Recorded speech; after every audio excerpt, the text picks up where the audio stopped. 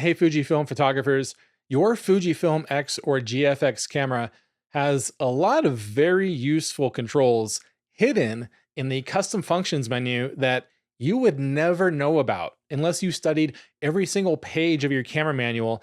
And even then, you may not even know that some of these exist.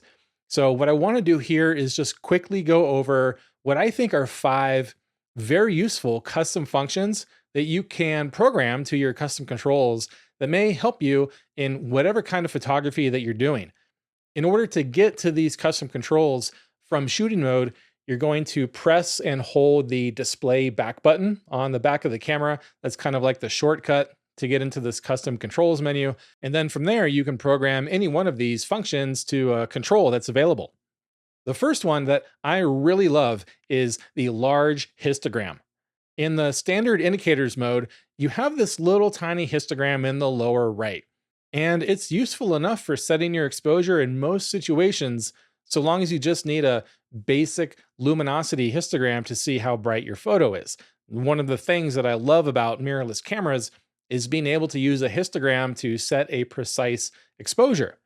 It doesn't have a lot of resolution though. If it were any bigger, it would completely cover your composition, and it only shows overall luminosity. Well, this larger histogram that you can program to a custom control, if you activate that switch, for me, it's a touchscreen gesture, swipe down. So when I swipe down, this larger histogram comes up so that I can more precisely refine my exposure by seeing a bigger graph. Not only is that luminosity histogram bigger, but it also has the histogram for the red, green, and blue channels so that you can assess if any one of those channels are overexposed. And then finally, it also has a live view highlight alert built into this histogram function, and that'll blink in any areas that are overexposed. So you can instantly see where those areas are. The second one that I really love, and if you are a Fujifilm JPEG shooter, you love trying to get those perfect in-camera JPEGs, which is the title of a course that I offer, you're going to want to know about auto white balance lock.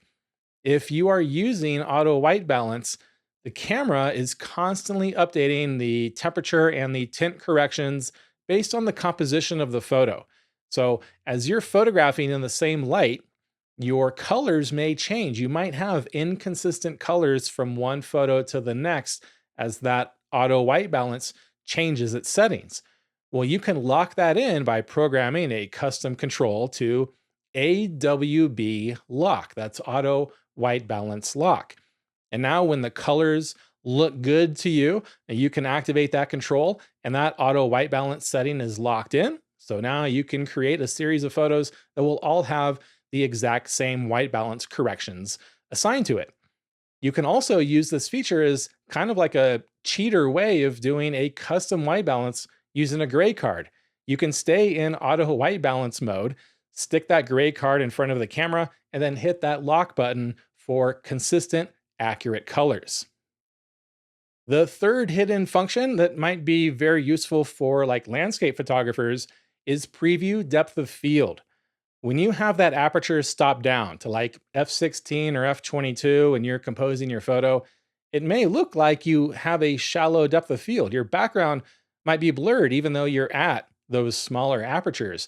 But that's because when the camera is in this standby shooting mode, in some cases it may have that aperture wide open to let in as much light as possible for that live view. And it's not until you press the shutter button halfway and create that picture where that aperture will finally close down to whatever you have set. But if you want to see, have a better idea of what that depth of field is going to look like while you're composing your picture, you can assign preview depth of field to a custom control.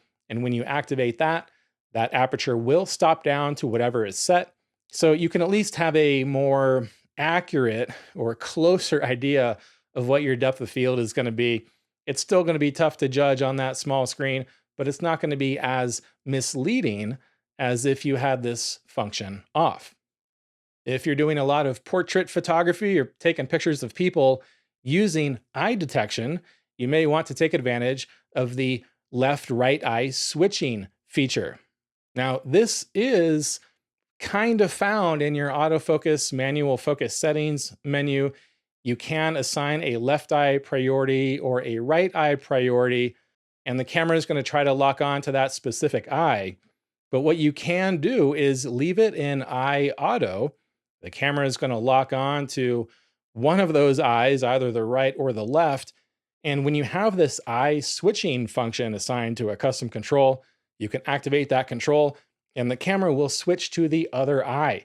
In case you want the closest or the furthest eye to be the one in focus, you can have direct control of that without going into any menus. And then the fifth hidden control, it's not so hidden. It's actually a default in a lot of these cameras. That's focus check. You will also see this in the autofocus manual focus settings menu, which is kind of different than what we're talking about when we're talking about the custom controls. The focus check that you see in the camera menus will automatically zoom in on your image so you can check your focus.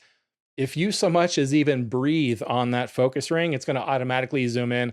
That drives me insane. I'd much rather have a lot more control over when that image is magnified so I can check my focus. And so that's what focus check is when you see it in this menu.